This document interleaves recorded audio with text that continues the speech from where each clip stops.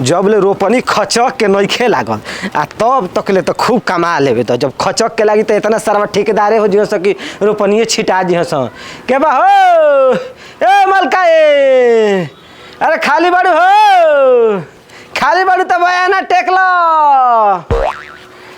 ए के हो? अरे कोहबर मेला निकला देखा दुआरी पर के ह कहो बाबा तू? हाँ वही है हो। चला पानी पी लो। देखो ये समय हमारा पानी पिए के टाइम नहीं खे। कैसे हम कोनो काम से आइल बानी। बोला चल बू। चला बू। हाँ कहाँ? अरे इजे ले जाइब आ खेत में दिन भर निहुराइब आ 2 गो समोसा खियाइब आ 300 रुपया थमाइब। अरे मोला तोरा ला शरम नहीं लागत रे? एकदम बेहाया बड़ा। देख तारा के 1.5 2 नंबर वाला में नजर आवता नी। तू नहीं खुजै न जे कहले शरम ओ सार के फूट गइल करम शरम करब त कमाइब खाइब कैसे बताव। सुना इज्जत करता नी ना तो बेइज्जत करे में 1 मिनट ना लगी। ले लो न त बाद में पछतैबू। सुना एकदम हमार के 73 76 में समझ तड़ा निकालब चपला मार के मुंह लाल कर दब तुरंत चिंता नहीं का भाग लगे ना भाग ले जैसे भगावत तरू न एक दिन तू ही बोलाइबू कि आओ ए बाबू आओ हमरो के लिया चलो। सुना बेभातार के बानी भातारो के ना रहब ना तब तारा भीड़ ना जइबो। ए हम भतार के कमी पूरा करावे खातिर 300 रुपया नहीं खी देत रोपनी करावे खातिर 300 रुपया देतनी। तू नहीं खोजा न कि सीजन चले लगल निवरत रह घुसकत रह रोपत रह बढ़त रह। अरे कजुएले हो अब कहिया ले रोपाई हो देखा तो कहे जे 5 जुलाई हो गईल। ऊ तो ठीक बा भगवान जी ना बरसत ना कुछ हो अब रोपनी चालू हो गई। देखो जरा बस के बा न वो मशीन से पटान क के अपन काम चलावता रोपवावता जान लू आ यही तरह तकते तकते रह जबू मल खेत रोपा जाई घरे बैठले रह जाबू। सोच लो हमारा लेखा में तो चियोरी करता है दूसरा इतना बात सुनी तो ना तो पहले ही भाग जाई। ए मर्द जवन ना कह के तवन कह के रख देहलू। हाँ तो तू ही ना कह छोड़ा गलती कर दनी के तोहरा द्वार पर हैं तारा लेके ढेर मेहरारू हमारे आगे पीछे दौड़े ली जा। तो तारा साफ ना कहे के चाहे कि ल ई रोपे चले के बटे के कर पाए। तो देखो एकरा में ना बताव नहीं के पूछे के बस काम करे के दाम ले के बा। चलो ठीक बटे द बोला क दिन के दे दी 2 दिन 3 दिन 4 दिन 5 दिन 10 दिन। आवे देखो 4 दिन के दे दो। 4 दिन के हाँ 1 2 धरा 1000 1200 ठीक बा। ठीक बा बोले है मत ना हो 10 बजे रोड पर गाड़ी आई आ जाके बढ़ जी हो 10 बजे ना। हाँ आ हक भर खेत रोप के आ घर चले आवे के बा। बाकी दानावा में ना तू लोग 2 गो समोसा दिए अब का चाहता तो के। चलो ठीक है बा तू खा पी के गोराइल बारू ना तो मल गोराई जाओ खेते में झर जाई बुझलू। अच्छा चल बहुत चलता है असरे लैलू रहो कि आवत तो अंतिम समय में जवाब दे दलू कि बस के बात नहीं के बबुआ हमार तबीयत ढीला होखे लागल। हाँ तो भर दिन खेत में खिंचात रहो रात को पलंग पे खिंचात रहो तो असर ना पड़ी। हाँ तो पंछी ना ये मर्दे ऐसा नहीं डांटती है न ससुरा हमार तो सटक गई आवाजे ना निकलत रहा कि अब हम का करी गलती कर देनी का आके लेकिन ज़्यादा कोनो बात नहीं खे मान गईली। सारा अरे हई काम धाम के सीजन आइल बा बाकी एगो हमारा दुआरी पर नहीं ख सब पूछे आवत कि बिया का बारे चलब कि कुदारी पर चलब आ कि का बाहर ले अइनी कि चलक तरी घूमियो फिर लेब 1 महीना आ रोपनी के समय आइल बा बियो कबार देब रोपाइयो जाई अपन खेतो कुल काम हो जाई लेकिन का करब ये आइला तो ठठपाले बा। अच्छा देखो तनी 2-4 दिन न तो धल के बा का होता ना सोचे के बा। ए रवि काहे फेंको भैया का हाल चाल बाकी ठीक है बा बैठी बाकी काम धाम होता हो। अरे बैठी बा अब बैठ के पैर फरला से बढ़िया बना कि काम में लाग जा। अब का काम में अनहरिया के कर खेत जोते जाई खेत जोते के बा हाँ कि बैठ के कबारे के बा बैठ के कबारे की बा। हाँ बोलो का कबारे के टेकबा बयाना तो टेक लो 300 रुपया दहाड़ी या 2 टाइम भोजन, सुबह नाश्ता आ दोपहर में भोजन। बिया कबारे के बा हाँ 300। अभी स्टार्ट ह, ए तबो है अभी ना। पूरा सीजन बाकी बा। अब देख सीजन देखाओ का तो मैं रोपनी हो गई 300 पर। ना ऐसा बात नहीं खे, भगवान के इंतजार बा, जब बारिश दिया ना तब जान जा कि खचा खच रोपनी लग जाई। वो समय तो 400-500 मिले लगी। ना कम से कम 450 चाहिए। तो घरे बैठ के प्याज छील, लहसुन महंगा हो गई 200 रुपया किलो, उ छिलब तो तनी मनी भार बा, समझियो बीती। अब देख ना लेब तो कोनो बात नहीं कि हम चलत नहीं। अरे हाँ क दिन के बाद देखो भैया अपना तो घर के नहीं खे, जेकर जेकर जैसे जैसे खेत तैयार हुई अब वैसे वैसे ऑर्डर आई। आरो कौन वाला बा? हार कौन वाला बाटे 500 रुपया, तो वही पर हम के लिया चलत था, वही के पैसा आ था। एक टाइम नाश्ता। एक टाइम हाँ 6 बजे जाइ ह सुबह, 11 बजे ले घरे चले ह। तो उहे ना ठीक बा मर्दे, के दिन भर पानी में पैंट या गाड़ी सारी सुखल करे के बा यार। कौन 500? जय हो लक्ष्मी। काल सवेरे 6 बजे महेशरा मलिकार के खेत पर चल जाए के बा। उनकर तो ऊ बा न हो, तो का सोचे तड़ के एकदम गौनिया के जरिए मिल जाओ, तो बिया तनी कवरिया दूरी ना नाप सकेलो। अच्छा का करे, आधा घंटा पहले चले के पड़ी है ना। आ बिया कबारे पर जेबो न तो घुरे ठन के अरे सोच लो। ना घुरे ठन के हम ना जाए। रोटी लेके यहाँ से सब्जी हाथे पते दिया से पतलो ना। अरे हाथ ले शुद्ध का बा हो, सब काम हथवे ले होला। हथवे ले होला तो 1-2 रुपया के पतल भी लेके बा। आ जाए तो जे मक्की चूस होला न तो अपन पादो न बसाए देला। चलो ठीक है, तब के और भी हमारा संग कुदारी पकड़ी हम ही नहीं। देखो वो जते एक आदमी के काम बाटे, 1-2 के कौरी रहता सब मन तुम बरियाई ओहि में ठिप्स दही कि जितना खेतवा तैयार हुई उतने मजदूरा लगी हैं। ठीक है बा, तब हम सुबह 6 बजे से हाँ 6 बजे। मेहरारू के जगावे के न पड़ी सुबह रही।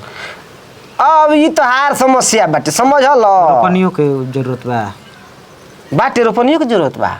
बिया बाकी लइका पियावे आई दोपहरिया में। ऐसा कुल मेहरारू की जरूरत नहीं की, अहीं जाए में टाइम खत्म हो जाई।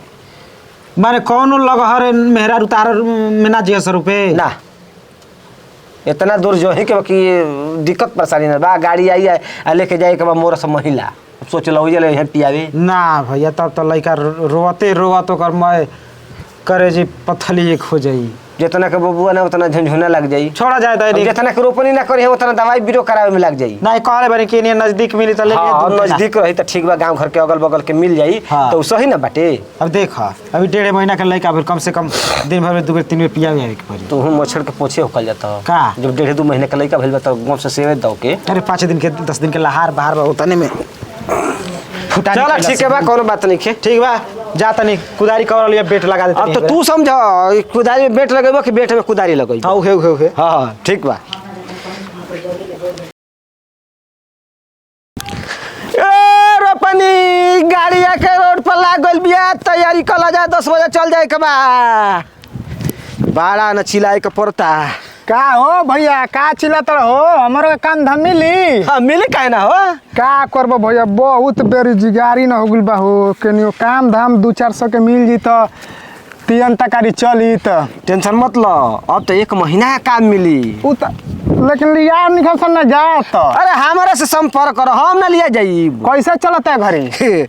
देखो कोड़े पे लगबो कि कबारे पे लगबो। हम तो कोड़ी ना, कोड़े वालन के 500 आ कबारे वालन के 300। 500? हाँ सूखा सूखी 500? नहीं हाँ। नाश्ता भेटाई, अच्छा। 2 समोसा 1 लौंग लाता। परे वाला तो रेटवा बा। अब देखो हो वो तारा नोचा नोची चौथा चौथी लिखे लागल, जब नोचा नोची चौथा चौथी लाग जाई न तो जान जे कि बढ़ जी भाव। तो द हमरो के लो टन टन टन ठीक है बा। चलो भाई कहिए ले जाए के बा? एकदम काल काल सवेरे 6 बजे तैयारी कली हो, आ 11 बजे ले काम के घरे चली। आ रोज लेकिन दी हो ठीक बा, रोज हम जाए। क दिन के बा? देखा हो जैसे जैसे मिलत रही वैसे वैसे हम कहत रहम। ठीक बा, लेकिन हमारा के भूलिए मत। देखो जिस दिन कोड़े पर ना लगी तो कबारे पर लगा देब हम। ठीक है बा, ठीक बा। केनियो से हमारा पैसा ना कमाए के बा। चलो कोनो बात नहीं की, बोलो जा मत ना भुलाई अब ना। बहके के नहीं खे ना। ना कि 10 रुपया बढ़ गेल तो पर बह के चल जाइयो अशोक पर आ कता कहले कि उद भवन के। ना ना त ओहनी में जाइबे ना करम। हाँ तो जान लो चूस खूनो चूसेलो सब। हाँ चलो ठीक बा। पैसा दिहे से कम और रोपो यहाँ से ज्यादा बुझ जीबो तुरंत ले चारों ओर से कमीशन खाना सब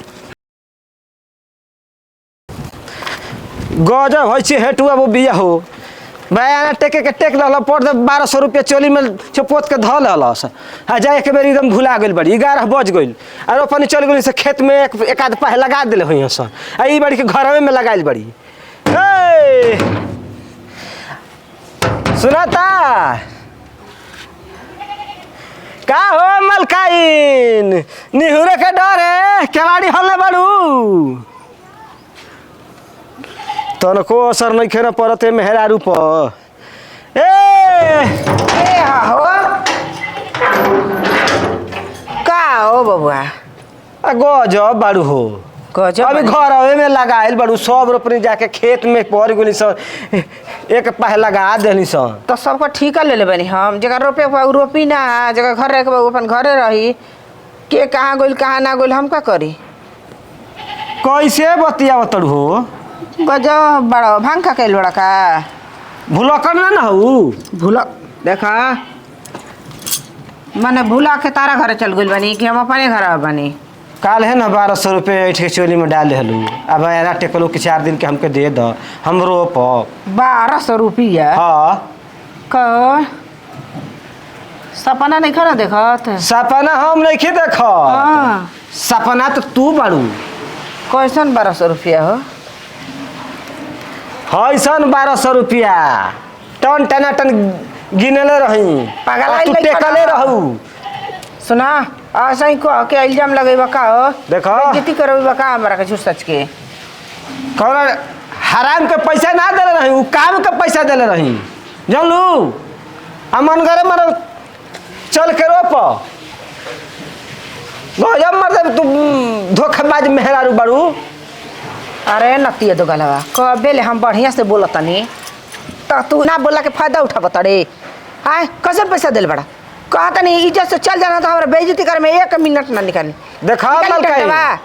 बोलबा बेसी हम रोपे के पैसा देले हन तारा के कैसे रुपए के पैसा चुमा ले के पैसा ना देले रही जानलू ऐसे बतिया तू ढेर तू जाना था जान नहीं खाबे हमारा की जाना तनी तारा के हो का जानता रहा हो कछनी मार के आ दिन भर निहुर के आगे पीछे कर लू जानते नहीं के तारे बारे में तो जबरदस्ती ले जीवा करे के पैसा देले बनी तब लिया जातनी हे मलकाई दे कैसे ना करे के अरे अरे जाइबा कि ना जीवा कि ना तो जल जीवा पैसा दिल पैसा करज खेले बड़ा हमारा के अरे कर देखे भी खेल भैया हाँ। मेहनत करे खातिर पैसा देले बनी अगर ना जेबू रुपए तो 1200 रुपया दे दो कौन बात नहीं खे कैसन हम 1200 दूसरा 100 रुपया वाले भैया जइबा कि ना जीवा आ ना से पता ही ना कर लो देखो हम नाशा में नसियाई नहीं खी तार बात सुन के पागल आइल नहीं खी बुझ जा मन कर चल दो रुपए तब मना करे मगन ना करे रास्ता काटे अरे अरे जार दिमाग खराब हो गइल बा खराब दिमाग हो मोर तो जाइया पर देखा निकल हमारे से बुरा क्यों ना हो अब जानते नहीं तो हमारा बारे में हां देखा तो ना बिना शर्म के बगान। जान तो नहीं मेरा अरुण से बाजा तड़ा 1200 रुपया बैठ के चोरी में डाल हेलू बयाना टेकली कि 4 दिन खातिर दे दो बाबू हम 4 दिन रोपे जाई आ 11 बज गई तू काम पर कह के चले लो हम आ गए नहीं यार कौन पले आ गेलो ना हाँ। लेकिन ई मेहरारू घर में कुंडी मार के लुका गइल बिया सब रोपे वाली जितना बाई सब गाड़ी पर बैठ के आ चल गइल सब महिला देखा नहीं एक पाह लगा देली सब टेलर पर कुल बैठ के कबे गो विसा आई हाँ। देख लो इनका जाना तो जानता बा कि ना बे हमारा के झूठ सच के ऐसा इल्जाम लगेबा जबरदस्ती बतिया बतड़ी हमरा से अच्छा ये बताओ बबुआ कोई 1 दिन रुपया बता तो सूद 1 दिन के रोपनी के तो पैसा देते नहीं कि आज रुपया तो काल रुपया तो पैसा दी हाँ। आज के आ काल के रोपनी के परसों दिन दी ए हम के ठेकेदार ना है हो काम कर से पहले दान दिला कारे बबुआ अब काम कर से ही तो बात है पहले हाँ, ई- हम केतना बार तोरा के लिया के गइल होई अबे काल है ना तोरा के पैसा देले पहले रही ही आ ना काम कइले आज आ काल जाए तो एबरा हम लेके जाए हां तू नहीं खा जाना तिनका बारे में हम जाना तनी का हो पर रोपनी करवैलन शुरू ले करवैलन तो जानला मैं पैसा देत गोलन आ जब अंतिम में रोपवैलन अच्छा तो जान तड़ा 900 रुपया रख ले हवन हमार पूछला ओ ए साफा झूठ बोलत ओए रही। सदावा तड़ू झूठ ए, बोलत रही तो साफा ता सच कौन बोलता हो कि हमरा के पैसा देले बड़ा तू सच कौन बोलता हो कि हमरा के देखो पैसा तो देले बड़ा रजिस्टर पर नहीं खा चढ़वले चढ़ावले तो बानी हां तो कौन साइन मोहर करवावले बानी ना ई तो बात बा हां ए मलकान देखो का साधा तई का ले तई हमर दे दे सो पूछला देखा तारा ना सही सही बताओ पूछ ला रखल बन की ना इनकर कसम जवानी कसम हो जाइए आई हो झूठ मैया बोलत हो करता छोड़ा जाए तो भैया अब तो हम लोग समझा जा तू कहत कि 5 साल के बाकी बा अरे हाँ तारा हो। जवानी के क्रिया खाता ना हमार अपने जमाने के क्रिया खास्तम न तन खिया बना इनका के दूसरा के तो खाता निक लागेला आदमी अब जाए तोहारो गलती बा मैं तू जान गेलो के गलती बा हम बेईमान आदमी हो केहू खा के बैठल बनी सुना ई खा के बैठ जाई हां लेकिन हम खा के बैठम ना ठेकेदार अपन खेत दुआर छोट मार दे की बातावा सोझ हो जाए देखा तारा कैसे करता देख ला देख ए ला हमार का नहीं खन देले हो हम ना जाई ठेकेदार घर ए सुना का हो आई हे हरावो पैसा ले ले बड़ू भैया देख ले ला हराम के पैसा ना आवेला कर सधा द आ ना तो दे द दे हमार देश हम इन कर देता नहीं ये हमार देश हम इन कर देता नहीं आई ल कहानी कि ऊट पहाड़ के नीचे जरूर आई आ गइल देखला सारा सर ना झूठ बोलत रही है ना रोपे जाए के बाद तो कोनो बात नहीं खे कह कि ये घरी मोटा माल आवता माल धनी हो गेल बनी अब रोपनी ना करब अब बताओ कि हैसन शरीर निहुरी वो खेत में ही निखारा लेखा क फजर अब देखो पहले से ही बदल गेल बड़ी इनकर लइको कमाता इनकर भतरो कमाता भर से इनकर घरिया मोटाता ये तर थोड़े मोटाता आँख लगता लगता वो एगो दिन रहे जानला भैया ए ठेकेदार के पीछे पीछे घूमत रहे कि ये जी ये अशोक जी हमरो को देख तनी ध्यान दे ये सतीराम जी हमरो के पूछब अब ये घंटा हो अशोक जी सतराम जी देख लो भेजा रखत हाँ, घंटा। अब पहले भेजा रखत रही सोच ल कितना अंतर आ गेल बा इनकर में तब ए मलकाइन हिंका लगा देख जरन कोई हो हमार पुत भतर के कमाई नहीं हरा तड़न बताओ देखो। गल गल जीवन उनके तारा झूठ का बोले बड़ा चला देखो चला तनी बबुआ का होला चला ना कि जब आदमी के लगे पैसा ना रहेला तो कुछ भी करे पे मजबूर हो रोकेला हां जब पैसा जब माल आ जाला तो भैया सब आदमी के घर मोटा जाला हाँ। वही तरह इनकर हाल हो गेल बाटे जाए दई खेत में ना ई पलंग पर अब उठलाली लगावे लगली कोई ना बड़ा तू निक बड़ा हो वो बात एक नंबर के कले है एकरा में कोनो नाजायज वाला बात के नहीं ठैना आदमी निहुरी हां हां ठीक कोनो बात नहीं जाए ए मर का कोनो पलंग पर निहुरे चल बा चला चला पलंग पर निहुरे चला जेल होई ना कि डंडा में तेल लगा के ठुसिया सन चला चला चल बा ना ए तरह हम करे लगब ना तो सरवा मेहरारू गार पलात मार के आ चल जई नहीं हर हमरा के केहू पूछी उछी नहीं है कौन जान तो के घर के पैसा लेके घुमत ही ई सब मलिकार लोग के पैसा ह बुझलू करे के काल खाए वाला देबो ला भैया ला धर जय हो लक्ष्मी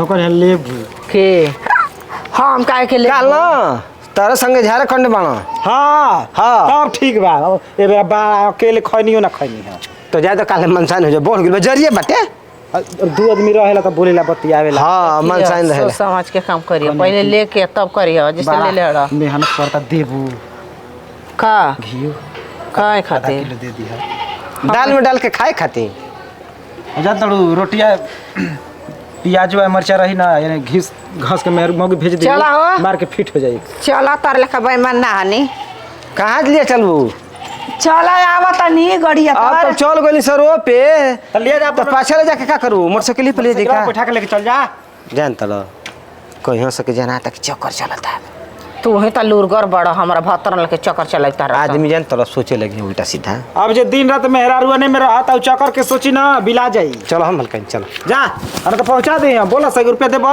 चलो नाश्ता पानी के टेंशन का ले बड़ू हाँ ऐसे लेके जियन हो जनता के भगन नेहरू मेहरारू लिया के जतड़न जाए तो केवाड़ी में ताला मार लो